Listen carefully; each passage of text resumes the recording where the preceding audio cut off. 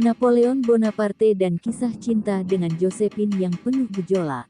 Dalam sejarah dunia, Napoleon Bonaparte dipuja sebagai pahlawan sekaligus tiran. Ia membawa Prancis bangkit dari puing-puing revolusi menuju perdamaian dan stabilitas politik.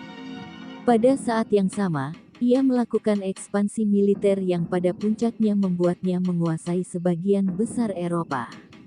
Ekspansi ini terjadi antara tahun 1809 dan 1811. Selama 14 tahun sejak ia meniti karir, Josephine selalu ada di sisinya. Menilik dari surat cinta antara keduanya, kisah asmara Napoleon dan Josephine dianggap sebagai lambang romansa. Sebagian sejarawan membantah mitos percintaan keduanya. Namun Ridley Scott, sutradara film Napoleon, menyebut Josephine sebagai cinta sejati sang kaisar. Napoleon muncul untuk mengatur segalanya. Di saat yang sama, dia mengobarkan perang romantis dengan istrinya yang berzinah, Josephine. Napoleon Bonaparte menaklukkan dunia untuk mencoba memenangkan cintanya. Dan ketika tidak berhasil, dia menaklukkan dunia untuk menghancurkan sang pujaan hati. Napoleon pun menghancurkan dirinya sendiri dalam prosesnya, kata Scott. Benarkah Josephine adalah cinta sejati Napoleon? Apakah ia yang berzina? Apakah ambisi militer Napoleon didorong oleh hubungan asmara mereka? Latar belakang Josephine, kekasih Napoleon Bonaparte yang terkenal dalam sejarah dunia.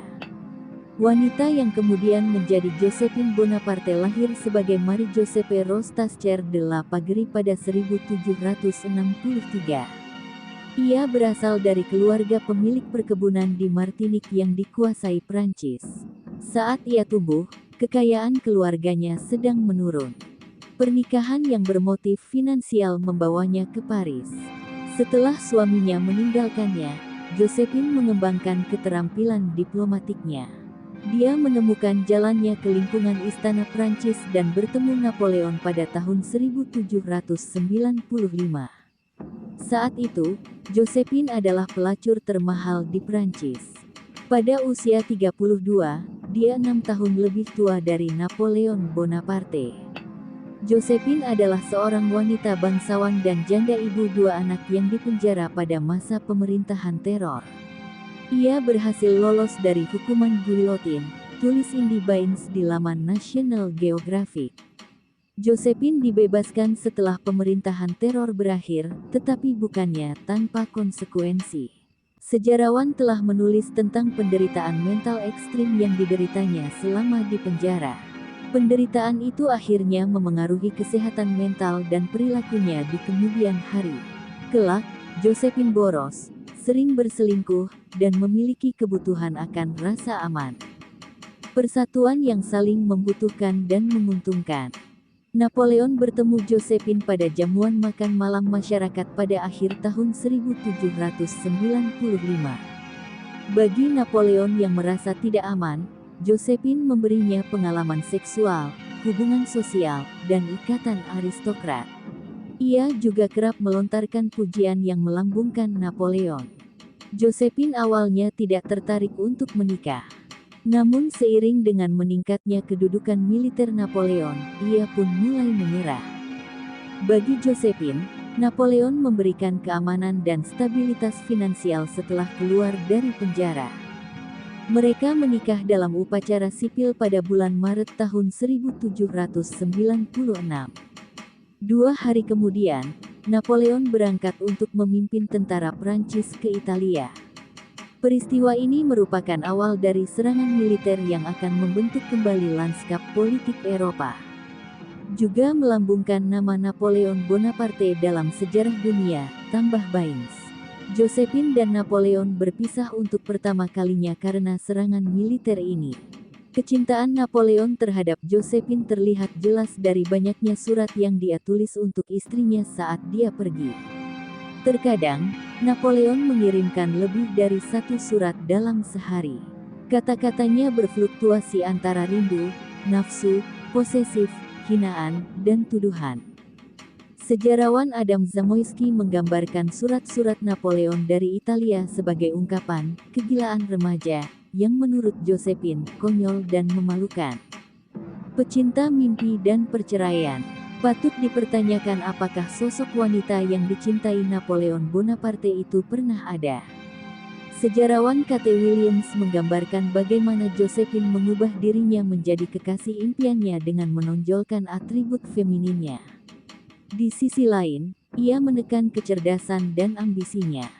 Jarangnya jawaban Josephine membuat Napoleon kesal. Pasalnya, Josephine segera mencari kekasih lain setelah ditinggal Napoleon. Sang jenderal juga memulai banyak hubungan. Hal ini akhirnya mendorong Josephine untuk akhirnya membalas kerinduan yang telah ditunjukkannya padanya.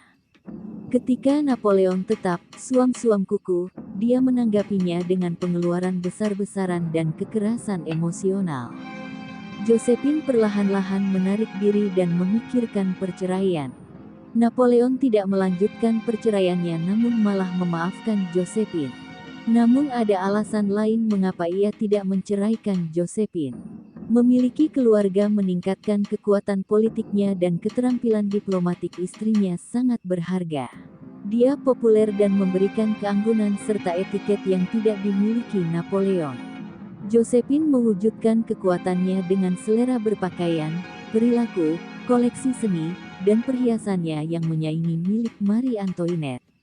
Seperti yang dikatakan Napoleon, saya memenangkan pertempuran, tetapi Josephine memenangkan hati. Hubungan yang penuh badai. Pada tahun 1800, Josephine mengetahui keseimbangan kekuatan dalam hubungan mereka telah berubah.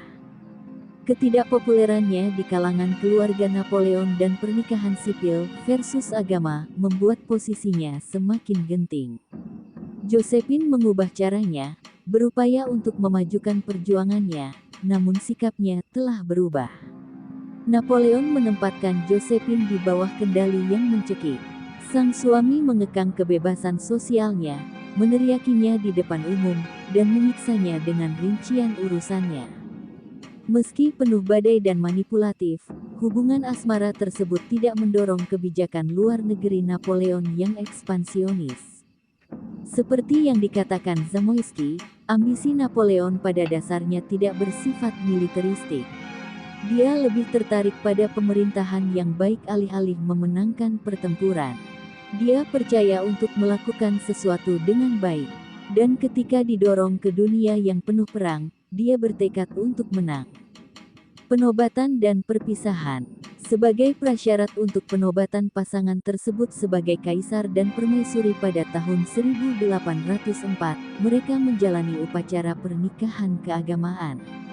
Namun, pernikahan agama itu tidak memberikan jaminan rasa aman bagi Josephine. Pada tahun 1809, mereka bercerai karena kegagalannya menghasilkan ahli waris. Napoleon dengan tegas mendeklarasikannya bahwa perpisahan itu demi kepentingan terbaik Prancis. Setelah itu, Napoleon memastikan Josephine mempertahankan gelar, akomodasi, dan tunjangannya. Ia kemudian menikah dengan Adipati Agung Marilus dari Austria dan melahirkan ahli waris. Meski demikian, Napoleon tetap melakukan korespondensi dengan mantan istrinya. Josephine terus mendukungnya hingga pengasingannya ke Elba pada bulan April tahun 1814.